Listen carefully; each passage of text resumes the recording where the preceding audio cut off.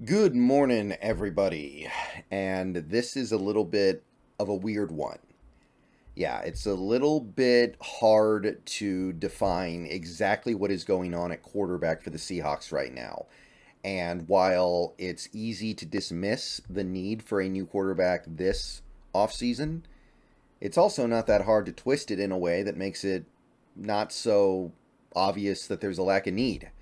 There's a few things going on here. Now, on the surface, you look at it and you go, we're good to go. You just re signed Geno Smith and Drew Lock this offseason. Not you gave them a contract 2 years ago when you liked them and now you don't like them and you're trying to get out of it and move on. No, you just gave them a contract. Geno Smith had just made the Pro Bowl, got you to the playoffs, had a really good season. Drew Lock, I mean, we don't really know what he's doing in practice, but it was enough for us to give him $4 million. So on that level, yeah, we're probably good. Geno Smith, he's not young, but he doesn't have a lot of mileage on him. He should continue to be a pretty good player for at least the next couple years. He's on a very fair, very good contract that you're not going to be in a hurry to get out under of as long as he continues to play well. And Drew Lock is still young, still has talent, still has potential. Yeah, you can look at this QB depth chart and say we're good to go. Most years we only carry two quarterbacks. It's fine. But at the same time, you know that the Geno Smith contract is one that could be gotten out of after 1 year and can easily be gotten out of after 2 years. And while Drew Lock is a young quarterback with potential and upside, the way things have worked out with him is that the odds of us getting to realize that are low. Drew Lock is on a 1 year deal. Geno Smith is on a 3 year deal. When Drew Lock's contract is up next offseason, he's probably going to say, now's my time to go somewhere and start. I think a big reason why he came back this year is he couldn't find that place to go where he could start.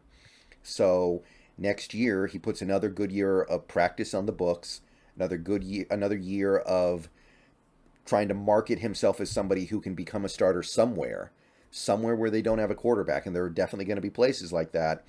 I don't think he's going to sign another 1 year deal to be a backup next year. I think he's going to go out there and try to, stake his claim. He's not going to continue to sit behind Geno.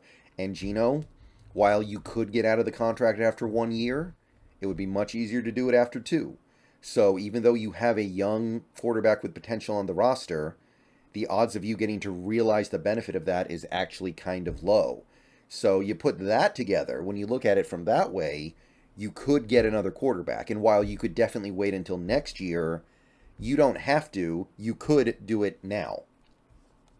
So let's take a look at some guys here. And I'll say this. If CJ Stroud is available at 5, that would be a shock. I would be amazed. And I would also believe that the NFL GMs collectively ahead of us have made a big mistake. But let's go ahead and talk about it. We do have the 5th pick. It's not like we have the 14th pick and talking about CJ Stroud is a complete waste of time. We already have evidence that the Panthers prefer another quarterback. We have reason to believe that Houston might be moving away from taking a quarterback at all. Arizona can't take a quarterback, so honestly, it's not beyond the pale. It could happen. So let's talk about CJ Stroud, my QB1 in this draft. And I think he's either QB1 or QB2 on most people's boards. Ohio State Buckeye, 21 years old. I'll say this right now, I am not worried about the Ohio State quarterback thing. I am not. This guy, I believe to be very special. Got good size, 6'3", 214 pounds, 32 and 5/8 inch arms, 10-inch hands. He's in the top 5 of all major big boards, and he's number 2 on the aggregate. Last 2 seasons, he's been incredibly productive, historically great production for the Buckeyes. 25 games, giving you over 8,000 passing yards, 85 touchdown passes, 12 interceptions, one of the best offenses in the country. Completion percentage has it peaked in 2021 at 72. Last year, still a respectable 66. Not a lot going on with his legs. He actually has barely positive rushing yards. He averages like 1 yard a carry. Remember, that includes sacks. So CJ Stroud not doing a ton with his legs, but I'll address that in a moment here. This guy, I do believe, is going to be a very good NFL quarterback. I think he's going to be extremely accurate and have one of the best arms in all of pro football. Not one of the best, but among the best. So The arm is what really stands out to me about him. He not only does he have a big arm that can make all the throws deep down the field, he has an arm that can layer throws. He can put touch on the ball and lob it in there easy when it needs to be lobbed in easy. He doesn't have to throw every pass a bullet. He doesn't have to just put his all into every single throw. Really good at reading defenses. This is a guy who understands how to read coverages, how to go through a progression, and play NFL-style quarterbacking. He fits the ball into tight windows with great accuracy. He good pocket presence, really good at resetting his feet as he's moving through his progressions in the pocket. Not a lot of turnovers, only 12 interceptions over his last 25 games. He's really good pre-snap, one of the best pre-snap quarterbacks in this draft. And he does have some mobility. I do want to stress that. I believe there is some mobility here. I think that if CJ Stroud ran a 40 time, it would be better than people expect. It would be like a 4.7, 4.75. And I have a feeling that when he gets to the NFL and he doesn't have the A++++ offensive line, not only will he prove to be a little bit more mobile, but I think he will make some plays with his legs that people are not currently expecting. That being said, there are some issues with him regarding his legs. He struggles when he gets pressured. There's no way around that. When he got pressured at Ohio State, his effectiveness dropped dramatically. I'm not going to pretend like that doesn't exist. I will say he doesn't get pressured that much at Ohio State, so he didn't have to experience it that often. So some of it might just be he's not used to it. In the NFL, that's going to change, which is part of the reason why I do think he's going to benefit from sitting for maybe half a year to a year while he learns these things he didn't have to worry about very much at Ohio State. He's not a weapon with his legs, although he did show some signs of being a weapon with his legs in the Georgia playoff game. I think if you watch some of the things he did in that game, you could come away thinking this guy has abilities beyond what we've seen in most of his games. Once he leaves the pocket, he does lose some effectiveness.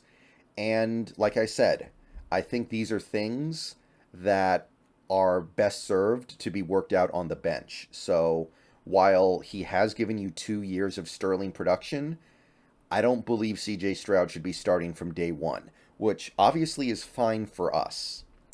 Now, it's not perfect. It's not a perfect fit here. But this is my favorite quarterback in this draft. He's very smart. He's got a great arm. You put those two things together, I think you're going to be okay. And I do think he has potential to develop abilities outside the pocket. Maybe he'll never be great at throwing on the run, but I do think he'll be able to do things with his legs that we haven't seen very much at Ohio State because it just wasn't asked for. It's not perfect, but he is a guy who could benefit from maybe sitting behind a Geno Smith for a year. Sit behind Geno Smith for a year. Geno Smith goes somewhere else next year. Maybe we trade him.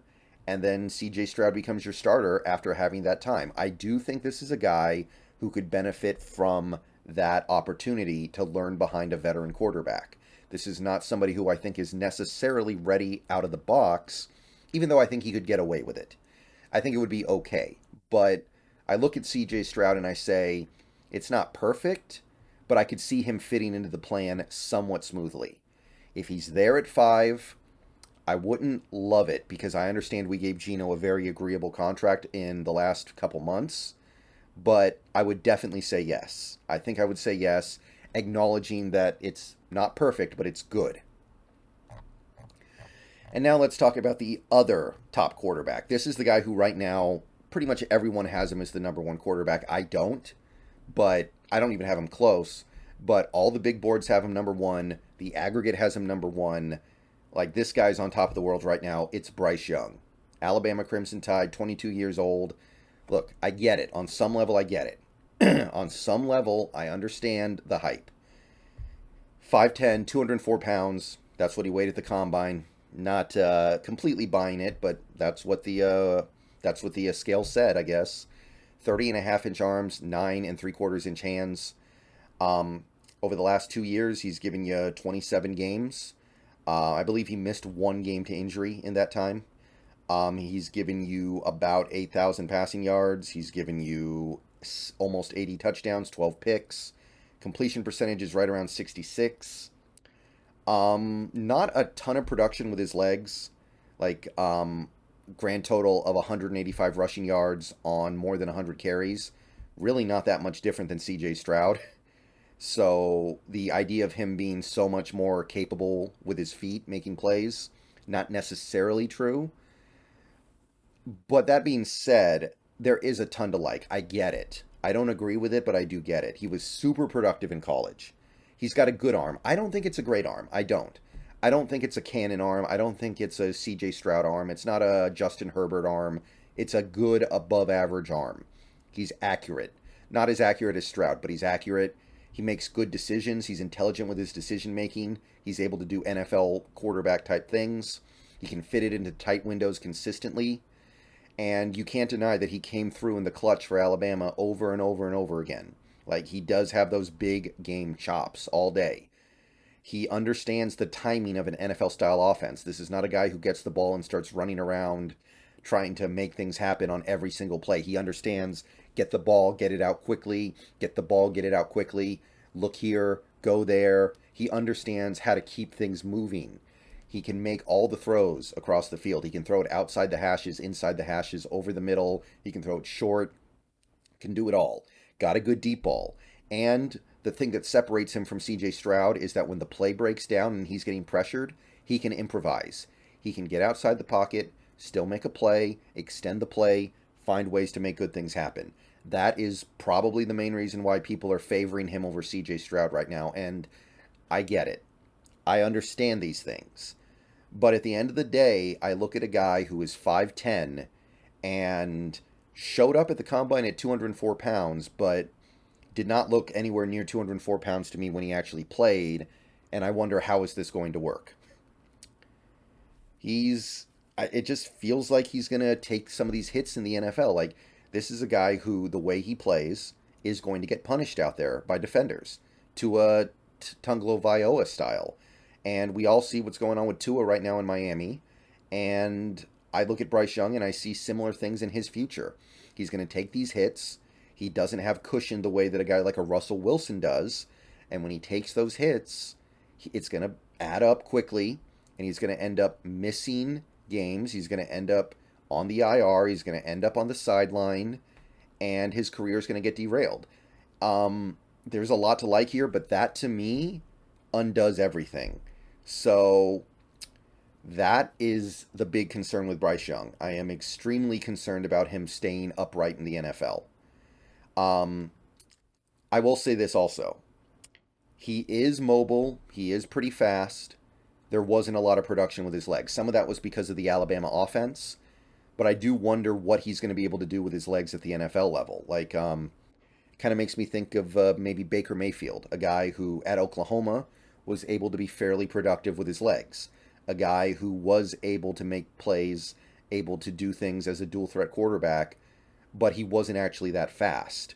Oklahoma's system and going up against college level athletes allowed him to excel in those areas. And then Baker Mayfield gets to the NFL and he's not able to outrun defensive linemen and linebackers the way that he was in college. And he doesn't produce with his legs. Like, Baker Mayfield was supposed to be Russell Wilson, but Wilson is a lot faster than Baker. Bryce Young might be somewhat similar to that, I think. He might end up being a guy who, in college, yeah, he looks fast, but when he gets to the NFL, that speed starts to dry up and he's not able to lean on it. I don't know. It's possible. He was not productive in college running the ball. Even though he looks fast, I'm not convinced it's going to fully translate. So, look, if Bryce Young was 4 inches taller and 20 pounds heavier, he'd probably be a pretty historic quarterback prospect that I would not be able to pass up. But I just don't think he's going to be able to overcome it the way that some of these quarterbacks have. Wilson had cushion that Bryce Young doesn't have. Bryce Young is going to have to add some weight to give himself a chance to be successful. And if he does that, he's also going to lose some of the stuff that makes him special. And who knows if he'll be able to play with it. He's also somebody who is pretty much NFL ready. He's about as good as he's going to get, I think. So he should be starting day one wherever he goes. And that doesn't really fit in with what we have going on right here. So, look, if Bryce Young's there at mid to late first, of course I would take it for the value, but it doesn't really make sense. And at the end of the day, it doesn't really matter because he's not going to be there in the mid to late first anyway, so what's the point? I don't really want him. Passing. All right, another quarterback video coming later today.